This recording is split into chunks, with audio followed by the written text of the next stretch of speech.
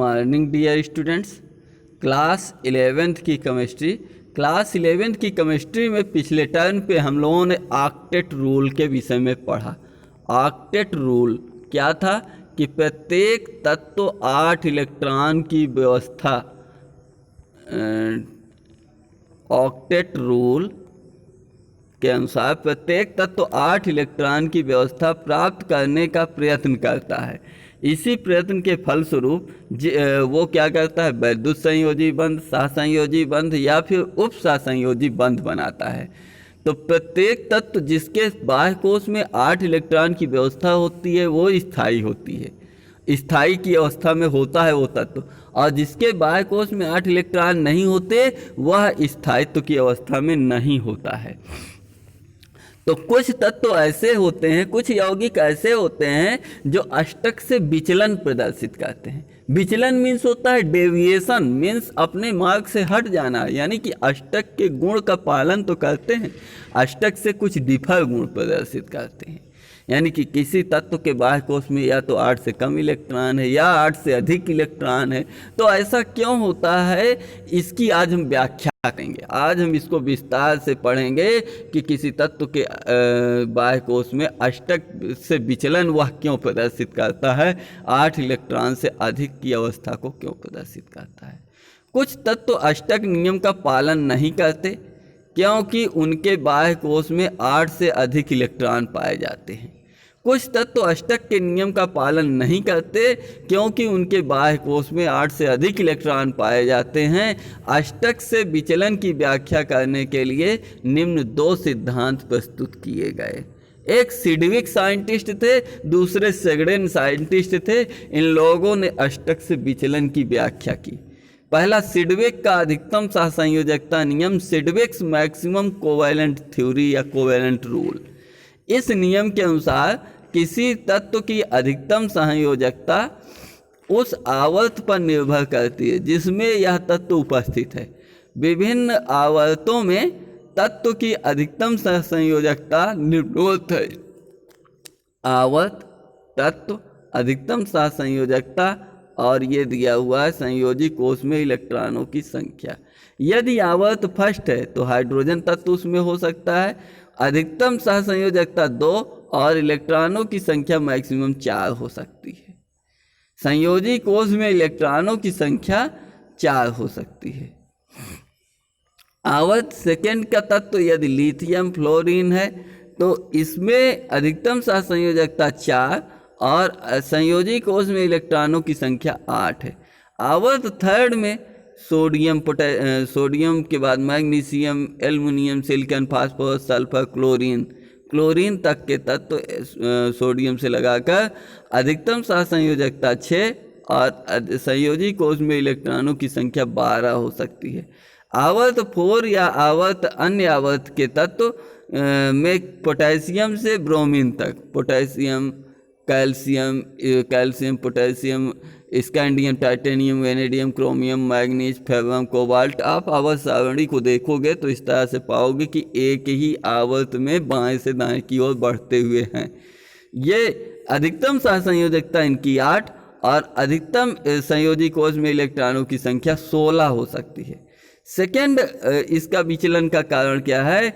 यह आवश्यक नहीं कि कोई तत्व यौगिक बनाते समय सदैव अधिकतम सहसंयोजकता ही प्रदर्शित करे। यदि कम संयोजकता से यौगिक बन सकता है तो अष्टक पूरा किए बिना ही यौगिक बना लेगा, अष्टक के बगैर ही वो यौगिक का निर्माण कर लेगा। इस नियम के आधार पर PCl5, SF6, IF7 इत्यादि की संरचना की व्याख्या की जा सकती है। PCl5 अणु की संरचना, फास्फोरस पेंटाक्लोराइड अणु जिसे कहते हैं, यह एक फास्फोरस परमाणु जैसा कि नाम से पता चलता है और 5 क्लोरीन परमाणु के परस्पर संयोग से PCl5 बनता है। तो फास्फोरस का परमाणु क्रमांक 15 होता है। इलेक्ट्रॉनिक विन्यास किया गया 1s2, 2s2, 2p6, 3s2, 3p3। इसमें इलेक्ट्रॉनों को जोड़ते हैं 2, 2 4, 6 4 10, 2 12, 3 15। बाह्य कोष 3s2 3p5 में 3 2 5 इलेक्ट्रॉन है। क्लोरीन 17 में 1s2 2s2 2p6 3s2 3p5, इसके बाह्य कोष में 5 इलेक्ट्रॉन, 5 2 7 इलेक्ट्रॉन, इसमें आपके 5 इलेक्ट्रॉन और इसमें 7 इलेक्ट्रॉन इन दोनों के बाह्य कोष में है। माने फास्फोरस में 1 2 3 4 5 इलेक्ट्रॉन बना दिए गए। इसके चारों तरफ क्लोरीन के 7 इलेक्ट्रॉन बना करके क्लोरीन परमाणु बना दिए गए। अब एक इलेक्ट्रॉन की जब साझेदारी करते हैं तो क्लोरीन का तो एक फास्फोरस से पा गया अष्टक कंप्लीट, इसका अष्टक कंप्लीट, इसका सबका अष्टक कंप्लीट। लेकिन जब फास्फोरस की बारी आई तो 5 तो उसके खुद के थे और 5 क्लोरीन से मिले, तो 5 दूना 10। फास्फोरस के बाह्य कोष में कुल 10 इलेक्ट्रॉन हो गए और अधिकतम होना कितना चाहिए? 8। तो 8 से अधिक इलेक्ट्रॉन हो गए, माने अष्टक से अधिक हो गए, अष्टक का प्रसार होगा, अष्टक से वो विचलन प्रदर्शित करता है। अष्टक नियम का पालन नहीं करता है और अष्टक कहता है कि ना 8 से कम हो ना 8 से अधिक हो, चाहे जहाँ रख के आओ 8 ही होना चाहिए। तो ये अष्टक से विचलन हुआ। तो सिडविक के अनुसार सिडविक ने कहा कि कुछ तत्व अष्टक का पालन नहीं करते, उससे विचलन प्रदर्शित करते हैं और वे अधिकतम सहसंयोजकता प्रदर्शित करते हैं। इसी प्रकार SF6 की संरचना, S माने सल्फर, F माने फ्लोरीन।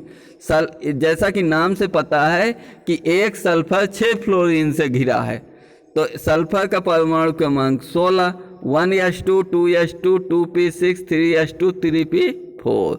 तो 2 2 4 6 4 10 2 12 4 16 इलेक्ट्रॉन है। बाह्य कोष में 4 2 6 इलेक्ट्रॉन है। और फ्लोरीन में परमाणु क्रमांक 9 है, 1s2 2s2 2p5। तो फ्लोरीन के बाह्य कोष में 5 2 7 इलेक्ट्रॉन है। हर एक फ्लोरीन के बाह्य कोष में 7 इलेक्ट्रॉन, 6 दिख रहा है, एक सल्फर के साथ साझेदारी के लिए दे रहा है और सल्फर के 6 हर एक फ्लोरीन को 1 दे रहा है। इनका अष्टक तो फ्लोरीन का कंप्लीट हो जा रहा है, लेकिन जब सल्फर की बारी आई तो 6 फ्लोरीन से 2 2 लिया, 6 दूना 12। माने कि क्या हुआ, इस सल्फर के बाह्य कोष में 12 इलेक्ट्रॉन हो गए और होना कितना चाहिए? नियम के अनुसार 8 होना चाहिए। तो 8 से 4 अधिक हो गया, तो अधिक हो गया, अष्टक का प्रसार हो गया। इस प्रकार से अष्टक का जब प्रसार हो गया तो ये सिडविक के नियम का पालन यहाँ पर हो रहा है। लास्ट देख लेते हैं IF7। आयोडीन का परमाणु क्रमांक 53, 1s2 2s2 2p6 3s2 3p6 4s2 3d10 4p6 5s2 4d10 5p5। यानी कि 2 2 4 6 4 10 2 12 6 18 2 20 30 6 36 2 38 10 48 5 53। 5s में 2 इलेक्ट्रॉन, 5p में 5 इलेक्ट्रॉन, 4d नहीं जोड़ेंगे। 5s में 2 इलेक्ट्रॉन, 5p में 5 5 2 7 इलेक्ट्रॉन इस आयोडीन के बाह्य कोष में। फ्लोरीन के बाह्य कोष में 1s2 2s2 2p5 7 इलेक्ट्रॉन इसके बाह्य कोष में। जब IF7 बनता है तो एक आयोडीन परमाणु के चारों ओर 7 फ्लोरीन है और प्रत्येक फ्लोरीन को 1 इलेक्ट्रॉन की आवश्यकता है। तो ये क्या करते हैं, आयोडीन से 1 इलेक्ट्रॉन ले, फ्लोरीन अपना अष्टक कंप्लीट कर लेते हैं। जब आयोडीन की बारी आती है तो क्या करता है, हर एक फ्लोरीन से 1 लेता है और 7 दूना 14 इलेक्ट्रॉन हो जाते हैं। यह अष्टक का प्रसार कर लेता है। ये सिडविक की विचार हुए। अब आगे दूसरे साइंटिस्ट आए जिनका नाम था सेगडन। उन्होंने अधिकतम सहसंयोजकता के नियम को कहा ये गड़बड़ है भाई, अष्टक का प्रसार कैसे हो सकता है? अगर आप 4 रोटी खा सकते हो तो आपके पेट में 8 कैसे आ सकती है? नहीं आ सकती है।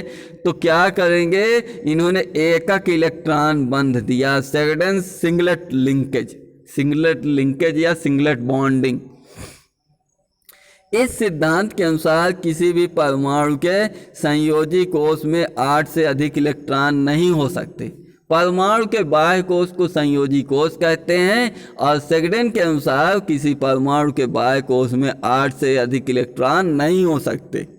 यदि किसी यौगिक में अधिक बंध का बनना अवश्यंभावी हो, आवश्यक हो जाए, अत्यंत आवश्यक हो जाए कि अधिक बॉन्ड को बनाना पड़ेगा, अधिक इलेक्ट्रॉन है, तो कुछ एकल बंध बन सकते हैं।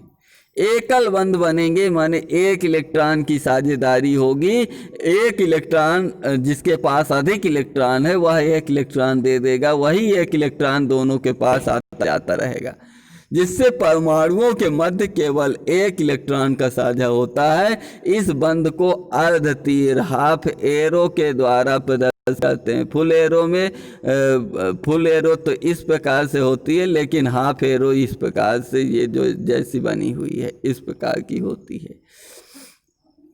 यौगिक में एकल बंधों की कुल संख्या कितनी होगी?